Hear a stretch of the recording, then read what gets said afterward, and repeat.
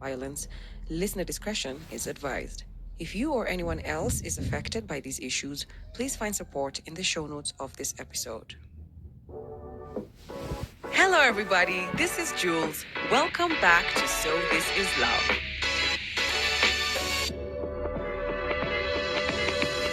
A quick note to our listeners, if you would like to support this podcast, you can do so via our till number or PayPal.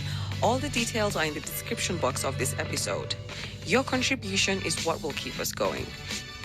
To my guests, who have so openly shared their stories of healing, reflection, and triumph, thank you for allowing us to grow through your journey. Remember, you can find us on Spotify or wherever you get your podcasts. And if you haven't already, do subscribe, as it does help us reach more people. So This Is Love is a space where people can relate to one another, learn from one another, and find a sense of belonging. Enjoy.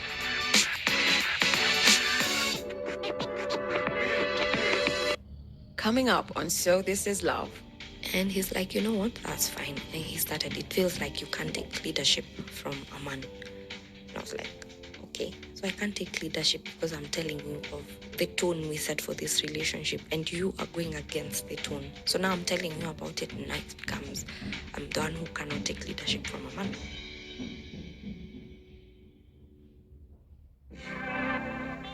Welcome to So This Is Love, a podcast about love, the loss of love, heartbreak, and the meeting of self. We share stories on how the relationships we once had teach us about who we are and define who we become. And maybe through these stories, we can answer that age-old question. Is it better to have loved and lost than never to have loved at all? So, this is love. Hello, everybody, and welcome back to another episode of So This Is Love. Today, I am joined by the sweet and soft-spoken Sophia, not her real name, and she'll be here to tell us about a very defining relationship in her life with a man that we'll be calling today Bumpy, also not his real name. The reason that Sophia has come here today to share this story is because this is a relationship that was very defining for her. It's one that happened while she was quite young, and I must say she's still very quite young. And it's one of those relationships that even when I was just hearing the highlights of what went on in it, was that she was far too young to have experienced the kind of intensity.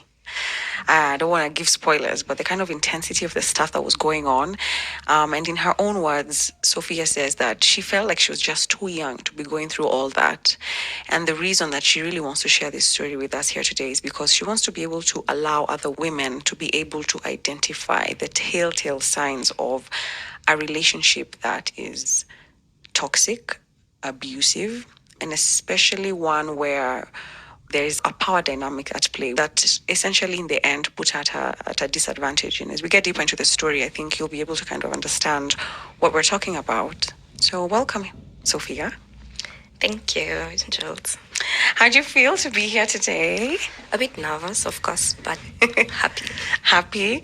Yeah, I know we met somewhere out there in the world. Yes. At an event, and you came up to me and I was like, we spoke for a little bit and I was like, oh my God, how old are you? You what happened? So first of all, thank you for having the balls to come up to me. That event was it was a very kind of star-studded situation. Even me, I was like, hey, uku sasa ni wapi? I know. So thanks for coming up to say hello. You've joined my table and it was lovely to meet you.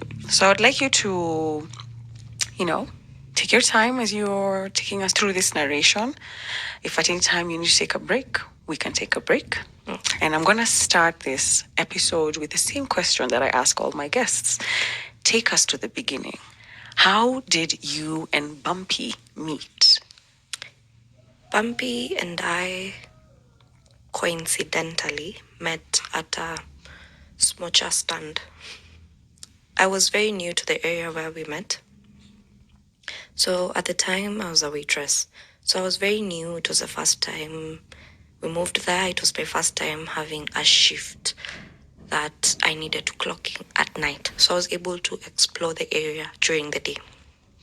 And this specific stand where we met, I'd go by my smoochers there. A lot of times I'd see him on and off. But since I was always so tired, I'd just buy what I'm buying, talking to the guy who sells my smoochers, and then go back home.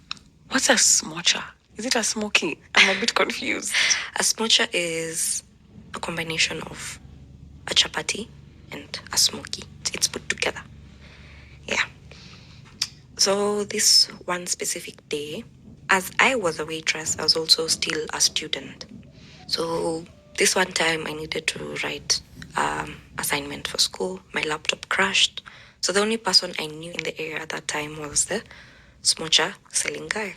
So I go to him and I'm like, I need a laptop. I need to write reports and I'll bring your laptop back in 3 hours max.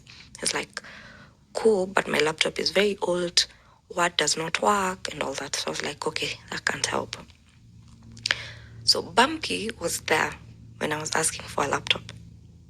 So when my smoocher guy said he doesn't have, I was just like, let me figure it out. So I started walking away.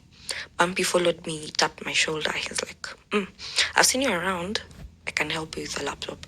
I was like, perfect. I promise I'll get it back in 3 hours, tops. He's like, sure. He walks me to my gate. He's like, let me walk you to your gate, see where you stay, and then I can go home, grab my laptop, and then bring it back. So let me get your number. So instead of just knocking the gate, I just call you and then you can come out. I was like, sure. That's what happened. He gave me the laptop. He's like, this laptop, I don't even use it. It just stays in the house. So what you'll do is just use it until you're able to fix your own laptop. And I was like, sure. He would text. But since our schedules were very different, me being a waitress and a student, and him being someone who works an 8 to 5, the dynamics of communication aren't working, like probably to his favor.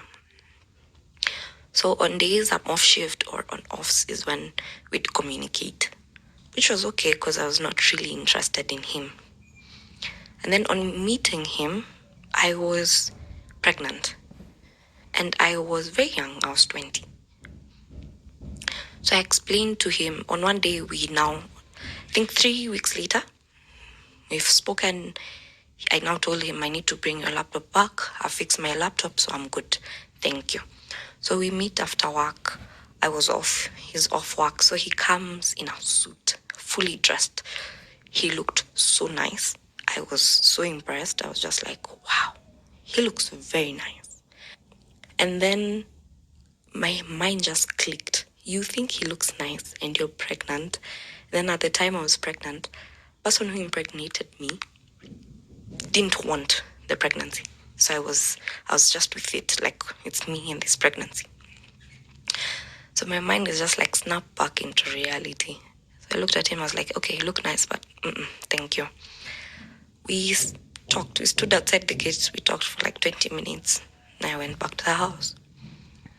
So at this time I'm staying with my mom, of course. My mom was a bit bitter, of course, because I'm 20, I'm pregnant, I'm juggling waitressing and school. So she wasn't happy that she'd see me, of course, talking to another man, because in her head, as an African mom, she's just thinking, hey, you've not even finished the first one, now you're into another one, surely. So I got home on this specific day and my mom is furious. She's like, why are you talking to men? And I'm like, chill. It's just I was returning the laptop that was helping me doing my assignments as I fixed mine. She's like, okay. But we still continued talking with Bumpy. So we kept tabs here, there, which was okay. I didn't mind it. It would be memes, nothing that would make me like keep quiet or ghost him. So we'd exchange memes, we'd laugh, we'd share reels, and always on WhatsApp. I remember him having a car. So this one time, I wanted to go to the clinic because I was pregnant. So it's my first time going to the clinic. I was nervous, and Bumpy had told me that he had a daughter. So before telling him I was pregnant, he had already told me I have a daughter. She's the apple of my eye. She's the reason I live, breathe, and all that. And I was like, that's nice. So on this day, I wanted to go to the clinic. Bumpy was the first person I thought to call because he had a child. So I was just like, he's gone through this, so it would be easy for him to understand me, which he did. He didn't even ask a question. He immediately just asked, what time do you want to go? Where do you want to go? And I was explaining, I just want to go for a checkup, and that's it. This day was specifically my off day, but I had classes. So I went for my classes, and then we met. He picked me up in his car comfortably, and we went to the hospital. I paid for my checkup and everything, and he was okay with it.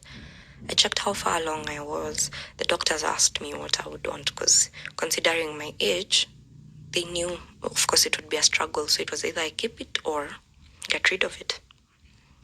I told the doctors I haven't decided. So the doctors were like, you have like just 1 more month until you decide, because after a month, you just have to keep the baby. I was like... Were you visibly pregnant at that point? Not yet? Not yet. How far along? At the time when I went for clinic, I was about 2.5 months in. Yeah. So it was not even visible at all. Yeah. And Bumpy was with me in every room that I went in. He'd hold my hand. He'd like tell me, you know what, it's going to be okay. Whatever you decide, nobody's judging you, and you'll be fine. I'll walk with you through this. I've experienced this, so I know firsthand what you're feeling. I felt very comforted, very comforted. At the time, all my instincts were to get rid of it. I was 20. If anything happened, I wouldn't be able to raise this child on my own. I wouldn't. Even if I tried how hard at that time, I wouldn't. So after a while, I decided to get a procedure done, and I terminated the pregnancy. It was the appropriate thing to do at that time. So that's what I did. All through, Bumpy was with me. During the day that I went, the days after, even after work, he'd try and pop by at the gate just to say hi, see me. And for some reason, he'd always bring me fruits. So I'd go to the gate, see Bumpy. Then when I go back to the house, my mom would always ask me, where have you gotten the fruits from? And I'm like, just outside here, I've met somebody, like a friend of mine. She has given me the fruits. And every time I had to ensure that my mom knew it was a girl, because if she found out it was a guy, she would be very uneasy. So that's how it went for a long time. And after the whole termination, we got very, very close, because he talked to me about work, my waitressing job. He talked to me about school. He'd help me with assignments. And then at the same time, when we were just very new together with Bumpy, I started doing. So at that point, I was being trained. It was going good. But now it was a load added on to the waitressing I have in school. So Bumpy would come in very handy when I've done training and I was told to write reports. He'd handle it. Like, I'd just dictate what he'd write and he'd type it and I'd be done, which for me was amazing. So my mom found out that me and Bumpy are close. My mom was against it. She's like, no, you've just gone through one thing. Get time, just be in your 20s, learn about what you are in your 20s, what you want to be, the things, make money, go out, the likes. That's what she was all about. So she was very not happy about the idea of me and Bumpy being close. Then at that time, my mom would look at Bumpy and she'd be like, he also looks very old. Yeah? Sophia, he looks very, very old. So ensure that whatever is going on is something that you're sure you're ready for. At that time, I'm not even sure about anything. I'm just enjoying this person because they'll write my reports. They're there when I want them to be. So it was okay on my end. So with time, we eventually started dating. A month or two later after.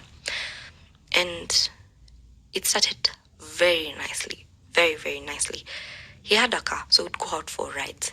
And since I loved car rides, I liked food.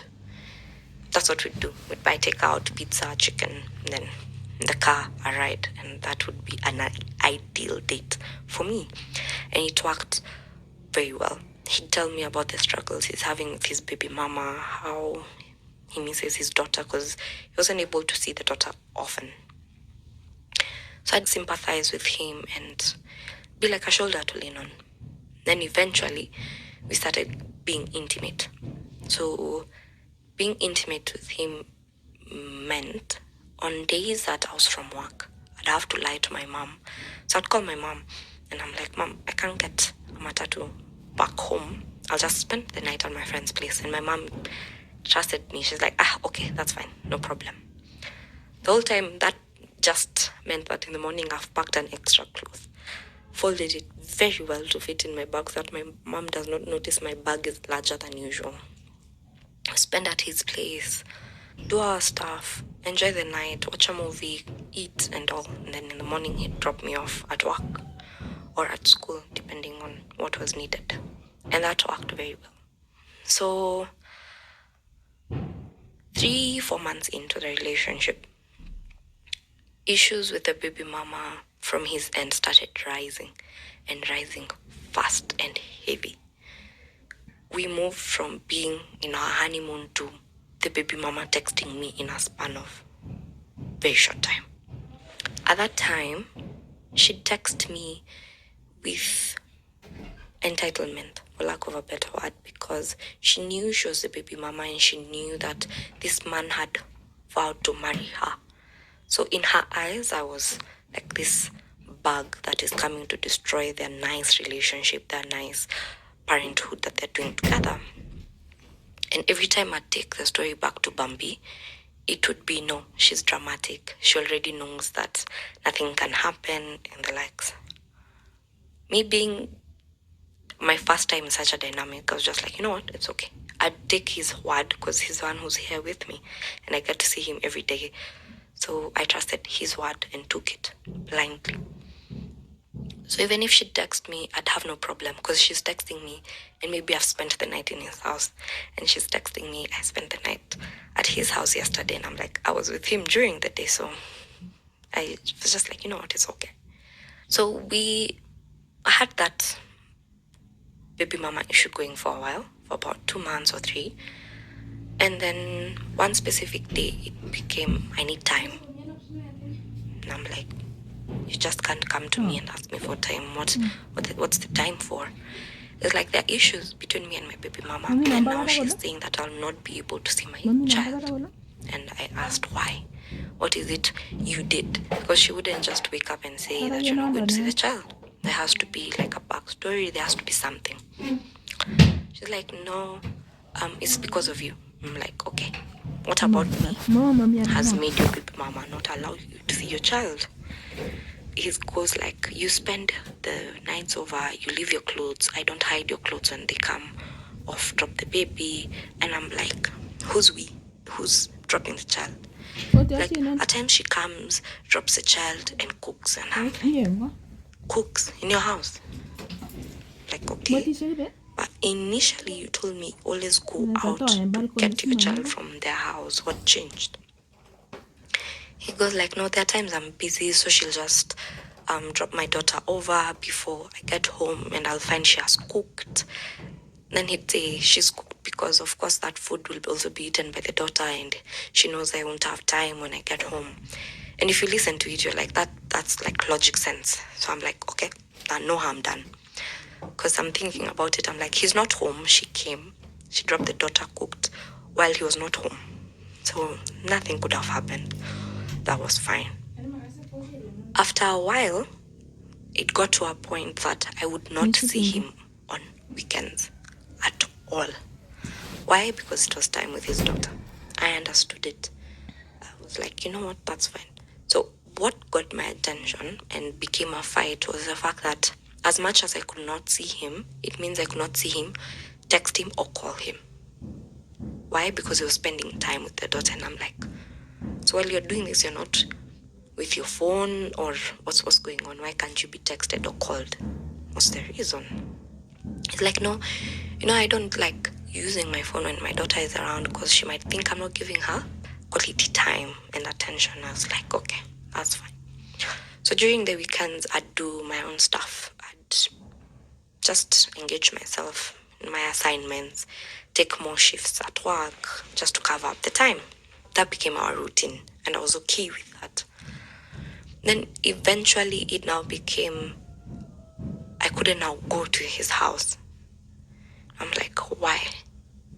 It's like, no, my daughter is going to school and coming back, and she'll be in my house for a while. I'm like, but you said the mom does not allow the daughter to spend more than a weekend in your house. What happened? It's like, no, the dynamics changed. She's gotten busy. And I'm like, okay, that's fine. So I understood. So with time, the evenings were out. I wouldn't spend at his house. So instead, what he'd do, he'd come see me back kwa gate. So he'd come, call, say like, I'm outside here. So I'd sit somewhere on a stone, chat for hours and hours, and then he'd go back home. And I'd always ask, okay, since your daughter is home, who helps her with homework, who gets her ready, like unwinds her from the day and all? Was she able to do that? She's like, yeah, she's old enough, she can do that. Then when I come, I'll just cook something light and then call it a night. I was like, that works. Then eventually it moved to, he wouldn't be answering my calls as he used to. So in a day, I'd call like 3-4 times. No answer. I'd call. When I'm free, no answer. And then at journey, after work, it's like, oh, I've been swamped with meetings. I've been moving around with my boss and the like, so I didn't have time on my phone. And I'm like, oh, so you didn't have like 2 minutes out of your day just to text me and tell me that it's a busy day? Because that's what you've been doing. So why the change from the foundation we created on communication? It's like, no, I'm sorry, it won't happen again. Yeah, that was a lie. It did, in fact, happen and became a routine. The point where now, if I called way too many times, he'd block me. So he'd be like, you're really distracting me from work. You're calling way too many times. And I need to concentrate and focus on work. And I'm like, how would I know you're having a busy day? You've not told me. You're not communicating to me. Day 1 has gone. Day 2 is when you're talking to me during the day. And it's a phone call that will last like 10 minutes. And you expect me to just be okay with that. So we started having fights. And in the fights, the baby mama also started having fights with me. And then at this time, I'm young. And the baby mama is not also of my age. We also have a gap. So I'm like, hata nikiongea vibaya, nothing will happen. You see. So how old was he? Because you said you were around 20? I was around 20. He was around 31. So I wasn't bothered. I'd talk back with the baby mama, especially because she also would come talking very bad, and I'll be like, you know what? Let's play this game. So she talks, I talk. She talks, I talk. That's how it went. So I'm fighting with the baby mama. I'm also fighting with Bumpy. And in my head, I'm just like, you know what? This guy seemed like a very nice guy, someone who understood me, helped out with work. He made my load of life easy. But it's not working out because I can't continuously be begging just to be communicated to and the likes. So with time, I had Bumpy, and I still were entertaining other people. But my mind was solely focused, and I was always crossing my fingers just for Bumpy to realize that this is what he wanted. So from that specific point, I started continuously begging and begging. So I begged to be communicated to. I begged for him to come see me. I begged him to talk to the baby mama to stop talking to me rudely. But nothing happened. Actually, in fact, instead of him talking to the baby mama to stop talking rudely to me, he'd summoned me for talking to the baby mama rudely. And I'm like, wow, didn't she tell you what she said? And I was replying to this. And she's like, it doesn't matter. That's the mother of my child. And I'm like, wow. So are you with the mother of your child because you're way too defensive? Or do you want to move on and be with me? He's like, I am with you. I am dating you. I'm not seeing anybody else. And I'm like, the last time I checked, people who are dating actually communicate visually. Like, your communication is work. It literally feels like I'm begging you to communicate with me, which is not what I want, which is not what we were. So, no. And he's like, you know what, that's fine. And he started, it feels like you can't take leadership from a man. And I was like, okay, so I can't take leadership because I'm telling you of the tone we set for this relationship, and you are going against the tone. So now I'm telling you about it, and now it becomes I'm the one who cannot take leadership from a man. And it was okay. And we broke up for, I think, a month. Then, because we lived in the same area, we bumped into each other, of course. So at this time, we've bumped into each other. I've stopped waitressing. I'm now finished training, and now I'm working, and then I'm still schooling now. So he didn't know any of it. So when we bumped into each other at home, he asked me, how is waitressing? How is the training? And I'm like, I stopped waitressing. I finished training as well. And now I'm an assistant and I'm schooling. He's like, oh, nice, congratulations. And he's like, actually, I was about to call you. I was like, why? He's like, no, I'm sorry about what I said earlier. And I realized that I was the one who was wrong. And I'm like, okay, that's good. Then I asked, what do you want? You're about to call me. Is that what you wanted to say? He's like, no, I had more, but I want you to come home as I cook for you dinner, and then we can talk more. And I'm like, no, it's late. One, you're telling me about this late, so I need to go home. My mom is home. My mom is waiting. If this is what you wanted, I'm sure you'd have communicated a bit earlier. That was that. We got back together. Things were looking good until one day I decided to check his phone. I checked his phone and I saw way too many things. I saw way too many bodies that I was not supposed to see. I saw way too many conversations I was not supposed to see. And I did not know it was capable for a man to talk to that many women at a time. My brain could not fathom it. He was talking to the baby mama and other women who he told me were workmates, which, yes, some of them were his trainees. It made no sense, but on asking him, he said that was him looking for his next person, since he thought that we would not work out or we would not rekindle what we had. And I was like, okay, since we have, I want them deleted. And I stood there. I want you to delete every picture, every contact, and every conversation. I want you to start afresh from a clean slate. And he's like, sure. He deleted everything, and I saw him delete them. But 2 weeks later, all those conversations were back from where they left off. And he just told his people that he was called in for work to travel. And it was busy, and now he's back and they can't pick it off. And they all did very well. No questions asked, no nothing. At that point, things at home with my mom were also very rocky and shaky, and my job was doing well. So what I decided to do is I decided to move. So on this day that I decided to move was not because things were rocky at home.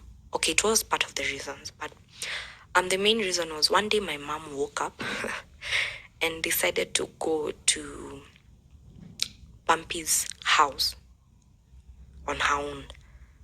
In Bumpy's house, my mom met Bumpy's mother as well. So a few weeks prior to that, I was unwell and I was in hospital. But Bumpy had said that he was somewhere working and he could not get to me in time. So I understood, but my mom did not understand, because she was like, you're dating somebody who you've told you're in hospital and they could not drop work to come over. It makes no sense. So to her, it was like a red flag. But to me, I was understanding. So on this specific day, the thing that prompted my mom to go to Bumpy's house was the fact that I was out of hospital. I was due for exams, so I needed to go get a student card that would allow me to enter and go back to do my exams. I was still not 100, but I had to do it on that day because that was the deadline. So I went, and I had told Bumpy about it and asked Bumpy, would you take me on your way to work? He's like, sure. So on that day, we've left the house with my mom, walking towards the stage. My mom sees me as I enter Bumpy's car. Remember, Bumpy did not see me in hospital, but suddenly I'm out of hospital and he's shown up. He's suddenly reliable and available. My mom could not fathom. So I've gone. I needed to be back at the house at 1 because I needed to take my medicine. So I went, was back at 1. By the time I'm back, I am calling Bumpy to explain to him how excited I am because I've gotten the card. I've also gone to school. I've confirmed everything. He's not picking up. He knows how excited I was in the morning when we were going. So it wasn't making sense. Why would he not answer my call? That day comes, and I'm back home at 1. At 2, the baby mama is on my case, sending me a paragraph. Oh, this man says the way you're trash. He's giving you breadcrumbs and you're accepting it. She goes on, and she insults me. You are a hoe. And then at that time, I was very, very, very petite. I was literally underweight. So the baby mama is like, you need to go to the gym, work out, focus on getting a body, getting an ass that people can turn and look at. You're here focusing on men that we have built, we have given children to, and you're here thinking that they can be your man. And I was like, wow, okay. So I'm calling Bumpy endlessly because of what the baby mama has told me. Bumpy did not answer a single call, a single text, a single voice, nothing.